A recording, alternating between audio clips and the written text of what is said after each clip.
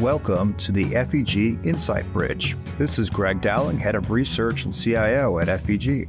This show spans global markets and institutional investments through conversations with some of the world's leading investment, economic, and philanthropic minds to provide insight on how institutional investors can survive and even thrive in the world of markets and finance. Alpha or apocalypse? Singularity or SkyNet? AI has been a big focus for FEG this year, so we are honored to host Greg Bond, Chief Executive Officer of Numeric, to speak to us about artificial intelligence, potential benefits, and risks. The Man Group is an asset management firm dedicated to combining its investment management experience with cutting-edge technology. Today, hear about the history of AI. We will define the buzzwords and address whether it'll take all of our jobs or unleash economic growth and productivity. Finally, we will end with how Man incorporates AI into their business practices. Listen now, do not get terminated. Greg, welcome to the FEG Insight Bridge. Great, thanks for having me, Greg. Hey, would you mind introducing yourself at Numeric? Sure, I am Greg Bond. I'm President and CEO of Numeric, which is the bottom-up systematic equity and credit engine of the broader Man Group. We've been trading securities since the late 80s and really, again, with a systematic bent to it. Well, we're excited to have you here, and we're going to talk a lot about AI, but maybe to level set here, could you define what AI is and maybe what it isn't? Yeah, it's interesting. There's a lot of jargon that gets thrown around, and we think about AI as being something new, but it's been around for a while. The way we think about it, sort of it's concentric circles, right? The outside part is the artificial intelligence. That's the broader scope, and that's any technique that enables a machine to mimic human behavior. So any sort of technique that allows you to do that. You can think about maybe expert systems back in the 70s. People were writing a bunch of if-then clauses in their code to try to answer questions and pretend to be a human. But I think we've moved in the modern world more into what people call machine learning, which is using AI techniques where statistical methods are the underpinning, right? Helping the machine improve with experience through statistical techniques. And that can be the fancier things, but also more straightforward things like linear regression. There's a lot of jargon, but at the end of the day, there's just trying to do something with statistics to help the machine understand and sort of fit the world. And then a little more recently, maybe in the last 5 to 10 years, there's been a subset of machine learning, which people call deep learning. And that's really trying to figure out a way to have the machine mimic some of the operations of the human brain, to a point, right? And this is where you hear about multi-level neural networks and all of that kind of jargon, but it's really trying to model the human brain. And then you could argue that a subset of deep learning has been the transformer model. So this is where, you hear about Chat GPT, large language models. And here, this is just another type of deep learning where we're trying to work with, it's particularly good with natural language processing and other things and more about language. A lot of jargon there. Neural networks. I mean, that's the brain for people that don't know that. Yep. And also just transformers. And that's been the big breakthrough from what I understand. Maybe you can explain in a little bit more detail how a transformer works and how this led to Chat GPT. At its very basic level, it's an interesting way to predict what the next word should be, sort of a logical step in a sentence or a question. And it's a fairly straightforward technology, but it requires a lot of fitting, right? A lot of powerful computing, a lot of, chip power, et cetera, to have that go forward. And so that's been bringing what I think is somewhat of a very technical skill set and technical things into something that we can use in our day-to-day life. And I think that's been a bit of the breakthrough. That's why it's been adapted by so many people, that it's sort of brought machine learning into the retail world. And I think that's where a lot of the excitement is. Now, I think the key is that as we think about AI and sort of the broader press, we just see these big cycles of interest in AI going back with the deep learning and even prior. So there's always a little bit of this excitement, disappointment with AI over the last several years. And arguably, ChatGPT is that latest version of some of that and the excitement around it. But I think we just need to have some caution. And I think what we're really seeing where the uptake is, particularly at Numeric or at the broader Man Group, is just a steady adoption of a lot of these technologies over time, sort of using it, finding places where it could help an investment process in particular. But it's really trying not to react too much to the press and the interest from our investors, et cetera, but trying to figure out where it might fit and the excitement. But I think this time with the development of these models, it might be transformational versus some of the other hot buzzwords that we've seen over the last 10 years or so, cryptocurrency, et cetera, that I think that this is something that we'll find actually useful. Greg, is it fair to say in a simple kind of way, maybe when you're sending a text, and I'm sure all listeners have sent a text, and you're in there on your iPhone and you're typing "the sky is," and it will anticipate what the next word is. Might be blue. That's probably the highest probability, but it could be green or red or something like that. That's kind of what the generative side is on steroids, right? Correct. There's a lot of details around that, but I think, again, is Chat GPT or the large language models, is it actually creative necessarily, right? I think that's a question, but it's more about an algorithm that's making a good guess as to what the next thing should be. But I think there's some interesting things around it. So I think one simple answer is ChatGPT may not be necessarily creative, but we are seeing some evidence that for certain areas that it can sort of do some initial hypothesis generation. It's done some work, and AI in particular has figured out some new moves in some of the games like AlphaGo from a few years ago, again, around some of that deep learning. It's sort of one wants to define creativity, but there might be some sort of opportunities here around meta creativity, creating meta researchers, things that are sort of in between and helping one become more productive and trying to generate hypotheses, for example. That's pretty interesting. You kind of mentioned it, but like ChatGPT was, I believe, the fastest app to get downloaded over 1 million times. Like it took like 5 days or something like that for it to happen. How did this happen? Like I'd never heard of it. And then all of a sudden, like everybody around me was talking about it. Well, I think it's a couple of different things. Right now, you've got, first of all, it is something that goes into the retail audience, right? It's available to everyone. It's not a fancy package from Python or R. It's right there. It's something that you could immediately activate. It's also something that you can, again, on phones, on computers. We have just the broader kind of network effects that we've seen in our society, right? People start using things like Facebook, and then the more people that use Facebook, the more valuable it is. And so we talk about these things that I think it's just the confluence of really interesting technology, people's comfort with technology, and then just the availability and quick adaptation of it. It's just very easy to sort of download and use, particularly from a personal perspective. Now, in businesses, people might find it harder, right, to download it at work, for example. There's a lot of privacy questions and IP sharing questions around that. But I think for the typical user, it's just really interesting technology. That's absolutely true. And I love what you said earlier, too, talking a little bit about the history of this. And I guess it probably traces its roots back to the 50s, right? So the code breakers from the UK and others where they were trying to do this, and there was even money from the US and the British government. We had this AI winner, right? So this is not new. We wouldn't recognize the old version of it, but this has been talked about for a long time. As I mentioned, techniques that people learn in their stats class in college. Again, we forget that things like linear regression, just simple models, that's a form of machine learning. And I think we can get enamored with the whiz-bang, cool, latest sort of nonlinear, really interesting models. But at the end of the day, I think basic research processes and things, we shouldn't change those because we have these new techniques. It's really going back to hypothesis testing, understanding when and where to use the artificial intelligence or the fancier algorithms versus the more simplistic algorithms. And I think that's a bit of the challenge that we're seeing, that you can get enamored with that wave of interest and sort of maybe abandoning your basic scientific testing and things that we try to do as systematic investors. What the power is for us, I think, is that in places where there is a lot of data, things that you're trying to understand in the market, those are the types of places that you want to use these higher level techniques. But you need to go in with a strong hypothesis, and you need to prove to yourself that this is actually adding something above and beyond what you already know how to do. And those are the strong tests that we require folks to go through when they're doing research projects, because it's really important that ultimately you give up a little bit of the explainability of what you're doing when you go down this route of machine learning. And so sometimes simpler is actually better. You kind of mentioned it there, but what is it good at? What is it not good at? So I think it's good at things where there is a lot of data. I think that's the general principle and how we think about it, that when we see somebody trying to apply AI to very narrow sets of data, maybe trying to predict macroeconomic events that might be every 10 years, those are harder things to do versus thinking about trade data, stock data, where you have thousands and thousands of data points. And that allows you to, fit a model and have what we call sort of in and out of sample testing. So you have enough data to sort of study, and then you have enough data to test that idea. That's important. The other parts, and generally finance has been a hard place to do AI. I think what we look for as a term of art is something where there's a good signal to noise ratio. So think about when you're teaching a computer to read a picture, it's very clear, right? It's very repeatable. I can identify the picture.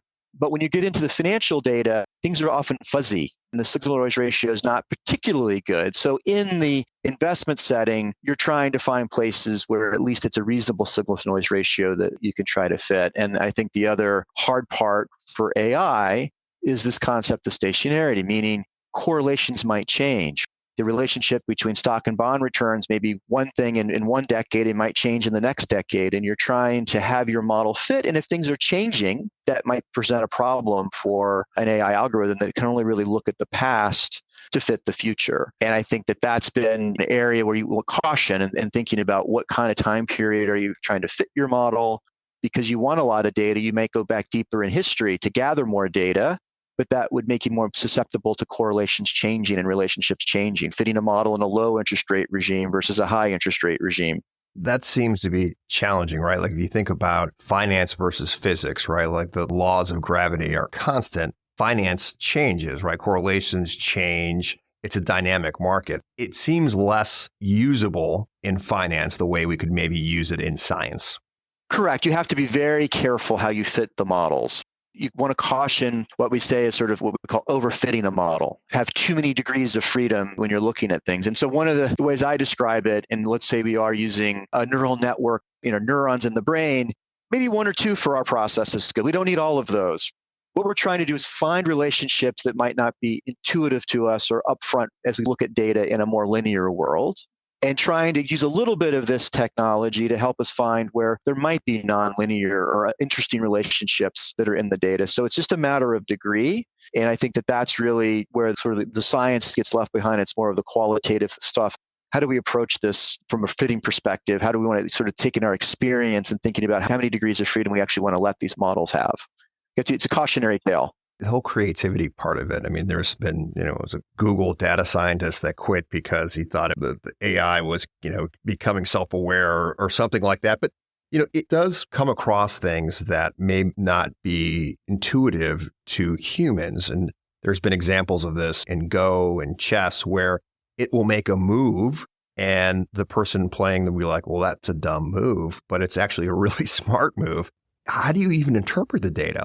It might be something that is correct, or it could be a hallucination. How do you kind of test this? In game situations like AlphaGo or chess, the rules are set and you can play the game over and over again and get a sense that that's actually going to work. I think going back into the financial markets in the real world, obviously the rules change. People are invested in the markets, their behaviors can change like we talked about. So I think a lot of it comes back to the hypothesis that you bring to as an investor with many, many years of experience. So you don't want to abandon your experience. I think it's a nice interaction of human and machine to try to get the most value out of these technologies. It's also really, really important that what does come out of the machine, that you try to visualize it and explain it, because ultimately, particularly in an investment setting, we don't want to get in a situation where an algorithm's underperforming or a strategy's underperforming. I can't go to our investors and just say, hey, the machine told me to do it.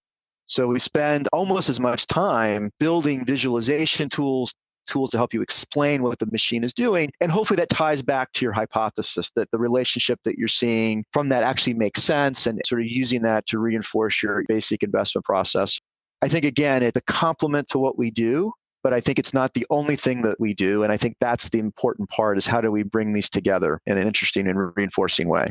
Now, you've mentioned neural networks a few times, and I said, hey, that's like how the brain works. But is it also fair to say that in certain computations, you do one variable at a time, you sort of move one thing, but a neural network can do multiple things all at the same time? You can type into Chat GPT or Perplexity or any of these apps, and it comes out fairly quickly. There's a speed question of models that are already fit. And I think, in the large language model setup, what you're seeing is a model that's been fit, which is why it can process very, very quickly. In other cases, like when you're in the financial markets themselves and you're trying to react quickly to the market, you need to be fast in terms of fitting the model and maybe even in real time. I think the key too, with the way we think about broad and algorithms and technologies, there's multiple ways. It's not just neural networks, there are other techniques. And I think the key when we look at the data is to have multiple ways of doing it. It's something called ensemble. So an ensemble of methods, because every method has a pro and a con to it. And the idea is if you can do over different kinds of techniques, you'll get a better outcome. Ultimately, you'll feel more comfortable with the results. Whether it's a neural network or other technique, it's important that you look at all the techniques and sort of bring that together in a way that makes you feel comfortable with the result. Should we fear that AI will take all of our jobs? Well, I think that gets a lot of the headlines. I think the other side of that, the risk of not doing this in terms of some of the productivity gains that we're looking to see. It's interesting. You look at the broader US economy, global economy, productivity is dropping. Whether you look at it at the macro level or at the micro level, there's an interesting paper that came out in 2020. Lead author was Nicholas Bloom from Stanford. Basically trying to answer the question, are ideas getting harder to find? And they look across multiple disciplines, whether it's semiconductor research, cancer research, agricultural research. And generally, you see research productivity is dropping across all of those fields. And from that paper, we were able to look at individual stocks, for example, and taking a look at the broader kind of technology names that have been out there. And you can look at like Apple Computer, which is now just Apple Inc., but way back when it was launched, Apple Computer. Great innovation there, great company. But looking at some of the data, you could argue that the research productivity, sort of thinking about what they're getting in terms of sales growth per unit of R&D investment or other ways of measuring the investment in R&D in terms of people, et cetera, has been dropping about 35% a year more recently, right? So that's an issue that affects a lot of technology stocks. Yes, they're managing their sales growth, they're growing, but it's taking a larger investment to get that same level of sales growth, for example. As a result, we need something in this research productivity domain to help us out. One way to offset is to add more people, or perhaps using algorithms and using digital researchers to help offset what you can't do organically. And I think there's a broader question on demographics and the shrinking of populations that you might need some of this backup, if you will, from the R&D perspective that Chat GPT can help fill the gap, or the other technologies that we've talked about. Yeah, it's funny, is if I'm quoting this stat correctly, I believe people were concerned about ATM machines putting bank tellers out of work. And there's actually more people in finance now than were back then. There's some interesting work by David O'Toole at MIT, another economist here, and locally I'm based in Boston at BU, where they did look at that. One of the reflexes is that the concern about jobs, it's going to take my job. But on the other hand, it can make you be more productive in that job. So now we can hire more people, or you can do different things in the office that are higher added value for your clients or your investors. And I think part of it in the ATM world is that now you can actually have more bank branches because you can be more productive. That one teller can now do many more things in an office. So there's a lot of fear on the productivity. I get it. And ironically, in this case, the technology is coming for some of the jobs that historically have been immune from some of the modernization. It's software developers. It's other people that are using data that have gone through many years of schooling to try to build up those skill sets. But on the other hand, I think even if you have built that skill set, now with these sort of co-pilot options when you're trying to code, it's going to make you more productive. And I think we can focus a bit more on the productivity rather than necessarily the negatives of potential job loss. But it is an interesting time around that the technology is coming after some of these other jobs we historically had proven immune. Yeah, it's not like horse and buggy manufacturers. These are lawyers. These are healthcare professionals. These are even people in jobs like myself, right? We have a lot of data. You can definitely see that. It will be interesting. So yes, maybe it can help economically, but should we all fear for our lives? Is this an existential threat? People like Elon Musk talk about it. This is the end of civilization as we know it. There's that threat that's out there. I think I would focus on other threats or other issues that are potentially more likely, at least in the near term. And I think part of that is on sort of bias and errors that can come through these AI techniques and the data that you fit. And AI does discover the biases that we already have as humans, and that might get reinforced in screening resumes, for example, right? We need to be careful there. I think there's a lot of questions around the misuse of this technology, particularly around disinformation. As society, we typically adapt to these things, right? We've started to adapt to phishing calls on your cell phone and your email. We're more aware of it. But what's a little bit different this time is that you're not sure if you're interacting with a person on the other side. Is it a machine or a person? These things are so realistic. That's different. I think there might be a business opportunity if you could actually have a proof statement that you're actually dealing with a human on the other side of things. I think that would make you feel more comfortable in some of those interactions. So I'm sure somebody will come up with that technology. So I think we're in an interesting period right now where disinformation is a risk, but we are slowly as a society getting used to disinformation. There's a risk there. We are adapting, but I think there's a lot more that can be done there to help clarify. And then we get into all kinds of issues of cybersecurity now with development of these algorithms, protecting your data, protecting your algorithms that you're using. It's very, very important. So that's just going to ramp up as well. So yes, there's definitely the risk of existential crisis in the world, but I think in the short run, we need to think more about the bias the misuse and sort of the cybersecurity issues first. Yeah, and we're coming up to a presidential election, so Correct. probably plenty of opportunity for disinformation. So SkyNet's not going to happen? No Terminator? I won't opine on that, but we'll figure. Ask me in 100 years. I don't think there's any evidence that we've sort of reached this economic singularity or anything like that, where humans become superfluous to the society. But we should keep an eye on it, and it's an opportunity as well as a risk, right? I think we need to balance both of those things. So you're not signing up for Neuralink? Not yet? Not yet. Not yet. Okay. All right. Good to know. Please let me know. And by the way, sometimes if you've ever called, airline customer service or your credit card or your bank and you're in some sort of giant call center, I think I may actually rather talk to a robot. Again, there's pros and cons to all of that. I hear you. If you were dealing with a machine, maybe you could call right through and get your question answered. Yeah. But sometimes maybe if I'm talking to the bank, I want to make sure it's a person. Yeah. That's actually at the bank. I gotcha. All right. So we've been talking about this in generalities. Let's talk a little bit more specifically about Numeric and how you are using AI. I'd like to kind of break it up a little bit. Sure. One on sort of non-investment, just productivity. On the other side, investments. How are you using on the investment side? So maybe just on the non-investment side first. What we're seeing in Man Group in general has found in exploring the use of Chat GPT, this concept of co-pilots. We have our own sort of Man GPT setup. We're worried about, data leakage, IP theft, all of that, but we've been able to, I think, to work through that in a very disciplined way, which I think is hard for organizations, right? These are new technologies. And I think having a specific way you want to use these new technologies is really good to go through your compliance department and your legal department to make it very clear what your goals are there. So I think we've got sort of that system that we've been investing in. The interesting part is this concept of what I keep referring to as a co-pilot, which imagine you're sitting down and trying to program something, and often sitting at a blank screen is always the hardest place to start. Just like when you're trying to write a letter to somebody, that blank piece of paper, maybe ChatGPT can help you start that language. So the concept of a co-pilot is very similar on the programming side. Have it ask questions and use it to help get that code started. So it makes you more productive from that, I call the blank screen problem. Also, we have tools that sometimes can be difficult for people to use, maybe data visualization. So it might be, instead of you trying to figure out what button to click to look at a performance number or cut your data a certain way, you could just say, hey, can you just show me how to do this by country or by sector or by stock, rather than having to click all the buttons, and it can sort of figure that out for you. So that's another area where it just allows you to interact more fluidly with your technology. And I think that's exciting. That's what I tell people. You're asking me, well, how should I handle the world of AI? I'm trying to get into finance, into a career in any sort of field these days. And I think data science is important for many, many fields, right? And I think just having a little bit of programming experience and then using these co-pilots to help you even become a better programmer will bring sort of the world of data science to a broader community. That's why we're pretty excited about it, from both the day-to-day, trying to run our operation, but also maybe on the recruiting side. Maybe we can open up our recruiting to a wider audience, where today you're sort of stuck with finding people that are both technically talented and creative.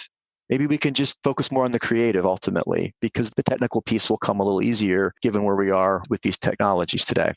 Yeah, we've been using a lot too. Not so much on the investment side, but more on the blank page. So it's great for content. If you're like, hey, I got to write a market summary, can you create an outline for me? It can get you started. It's also great for maybe we're doing a co-investment and it's on industrial garage doors. And you're like, I don't know anything about industrial garage doors. So like, where do I start? You're like, oh, I can just type it in there. But you're right. This data leakage thing is real, especially in the financial services area. You can't have IP go out. You can't have clients' wiring instructions go out. So you really have to lock it down. It's wonderful, but there are a lot of guardrails you have to put around it. And we're learning about what guardrails and how to do that. I think that's like any new technology, there's always that learning curve up front, both how to use it, but also how to bring it into organization in a way that works. And from the IP perspective, all the things that we talked about. I think it's also from this sort of summarization, like you said, a lot of information content. Imagine you're a discretionary portfolio manager and you're looking through hundreds of analyst reports. It might be nice just to summarize it down into a few bullet points, again, making you more productive at your job. Going over the question on how Numeric uses it.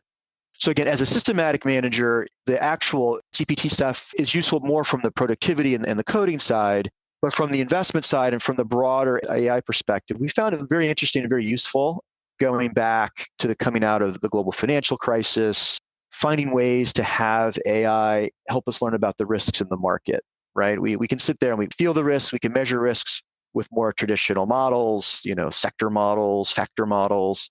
There can be interesting connections that occur in the data, or depending on the market environment that you're in, going back to even going through COVID, for example. Who thought that Clorox and Peloton would be related in any way? That's not defined by sectors or other things. It's just the way in that particular environment. And so having machines help you figure that out, helping you understand some of those risks is useful. So that was really some of the first things that we did coming out of the global financial crisis, understanding risk. And then over time, it's sort of hit multiple parts. For understanding stock selection, bond selection, there's some really interesting things you can do there with all the data that's available, taking stock features and trying to forecast returns, and doing that in a way that hopefully is additive to what we already know how to do in our long legacy of investing in these securities, and trying to prove that it does add value. I think part of it, when you hire researchers, everybody's very excited about AI and wants, that's what they want to do. And we have to sort of bring them back a little bit and say, okay, let's try the simple first, and then let's see if the more complex actually adds value.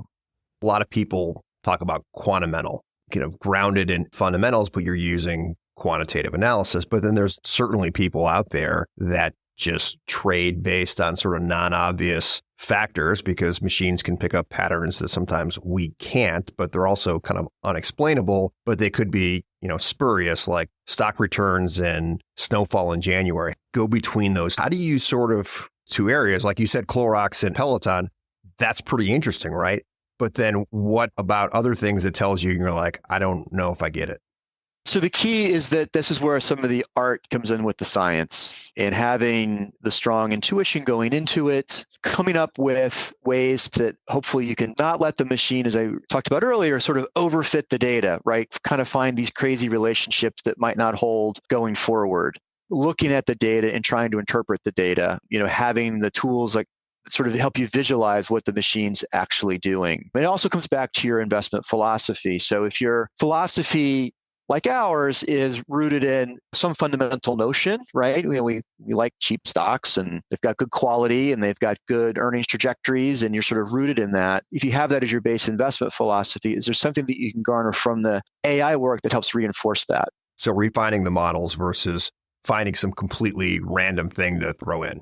Correct. And I think the other thing that's important, like any good research from a fundamental perspective, is if your hypothesis is, hey, this should be a better fundamental predictor of same-store sales or something that people focus on, let's not just focus on, does it predict stock returns better? Does it actually predict underlying fundamentals better, right? And I think that that's what we call a secondary test, which is, yes, it's great at picking returns, at least in our back test, but hey, it actually is a good predictor of this company's same-store sales next quarter. That makes you feel better that you're actually picking something up. The other thing, which is kind of interesting, is went through the work, we do all kinds of adjustments to our models historically, right? Certain models have a bias in them. Maybe they always like large cap stocks or small cap stocks. And those things typically, if they're very persistent and static, they don't really help you predict returns very much. And what we were finding is that the AI technologies actually discovered that as well. They actually sort of come up with ways to interact this model with the size of the company. Things that took us many, many years to learn and do and implement, it actually understood and developed those relationships by fitting the data. So that also gave us some comfort that it's rediscovering things that, as again, organic machines, organic researchers, that the digital machines have actually figured that out as well. So that's been helpful to make us feel more confident. Another thing I would think it would do well would be on the trading side, like best execution. Yeah, so that was the other part. Is I went through sort of the risk and picking stocks and bonds, but also on the trading side. And there's some really interesting technologies there around trying to identify which broker do I want to trade with? And that, broker A, B, and C, they've been doing a really good job, but I've got C, D, and E that are also trading. And so what you want to do, it's sort of this learning process. You want to typically put your flow to the brokers that are giving you the best execution prices, but you also want to monitor what the other people are doing in the market, right? And maybe giving them some flow to help you learn and understand how they're adding value. And then maybe it changes over time. Maybe you have one getting better, one broker's getting worse. And one of the technologies that we use is adaptive intelligence routing called AIR, which is a way for us to send our flow to the brokers that are giving us the best prices, but also sample the other brokers that are out there using that information. And it's this balance of getting the best price, but also exploring the other options that are out there. And this is something that's been around and developed even coming out in World War II. And I think it's something that's actually helped us sort of get best execution ultimately in the long run for our clients. Well, I wanted to ask you a couple final questions on AI and more kind of a forecast. So first one would just be AI in general. Then we'll maybe ask about what you're working on within Man Group. But what is next for AI? Well, I think we're in that phase on the other side now. They talk about the sine wave, where people are now, the hype is there. People get excited about large language models. And now it's where does the rubber actually meet the road? Do people actually find productivity gains? How do I take this technology and get it into my organization? And so I think that's really the next step is how do we actually adopt these technologies and make them useful and ultimately see it in the productivity data from the US productivity, global productivity. At a company like ours, are we actually seeing coders being more productive with these types of technologies? And so that's sort of the hype. And then on the other side, the actual adoption of it. I think it's really interesting technology. I think that that's something that could be, as I said, transformative, but we need to see it manifest itself as we work through our daily routines and seeing the actual impact on our data and our output productivity. I think that going forward from our side and continual examination of the new technologies that are coming up, can we actually use large language models on the systematic side, not just on the discretionary side? I think there's a lot of interesting questions there. I think there's some interesting questions on when we go to work and simulate and look in the back tests for testing models. Some of these technologies might allow us to build different types of environments to test the models, maybe the environments that the market hasn't seen before. And that might allow us to be even more robust in the way we think about the world rather than just relying on actual historical data. Could we use some of these technologies to generate kind of alternative scenarios that will hopefully going forward allow us to minimize risk and drawdowns in the portfolios? So we talked about gaming earlier, and machines beat humans, but humans and machines together beat the machine. And I think that that's an important point, that this is not one or the other. I think together and sort of in a reinforcing way, these things are additive. It really depends on your perspective. I think there are organizations, and I think you mentioned quantamental earlier. I think there's added value to that. The way I think about it is it's hard to do that 50-50. It might be that if you're more of a discretionary manager using sort of bottom-up analysis, that maybe 20% systematic helps that, right? You're 80% discretionary, 20% systematic. Or maybe if you're a systematic manager, maybe you go 80% systematic, 20% discretionary, right? I think there's a blend there. Culturally, it's hard to have sort of force two organizations together, two investment teams together. One's quantamental, one's discretionary, for example, but very systematic versus discretionary. But having the ability, I think there's information in both sides that help reinforce what you're trying to do. And I think that's the fun part about this business, is trying to figure out best ways to do new things. And there's not always just one answer. There's multiple ways to compete in the market. And I think a good blend of that is really interesting.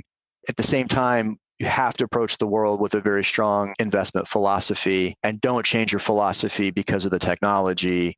Figure out how the technology fits your philosophy. And I think that that's really important to kind of stay rooted in that. Very wise words. If listeners wanted to learn more about AI, are there any books or papers they can read?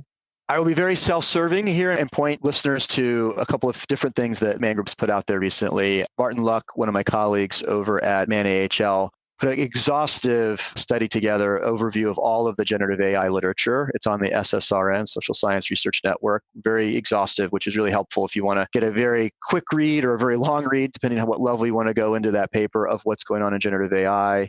Also on the Man Institute website, there is a summary and transcript of an academic advisory board that we did a few months ago around generative AI, where we brought academics and people from Man Group together to discuss some of these issues that you've brought up today.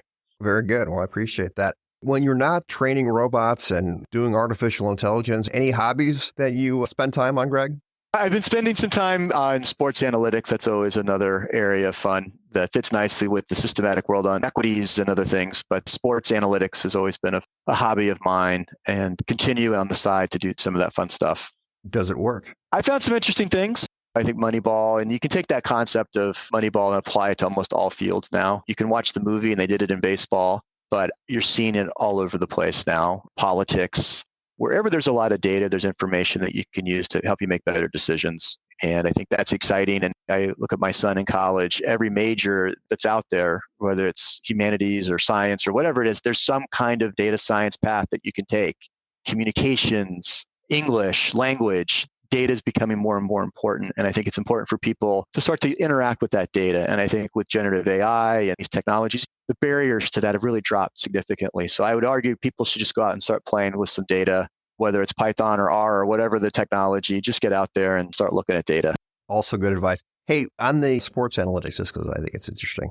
So you're talking Moneyball, you're talking about the Michael Lewis book that he wrote about Billy Beane and the Oakland A's. And very low budget team. They had to find an advantage. They decided to use quant and stats. Nobody was doing that. Now everybody is doing that. And maybe taking that to markets and sports, how do you figure out like, okay, this works because nobody's doing it versus, oh, now everybody is doing it? The advantage that they had has largely been exploited. And now everyone, as you say, is doing technology and data science. And there's some very interesting stats on, I think there's something like 750 people in Major League Baseball, either in total across all of the teams doing data science or software engineering. So that gives you a sense.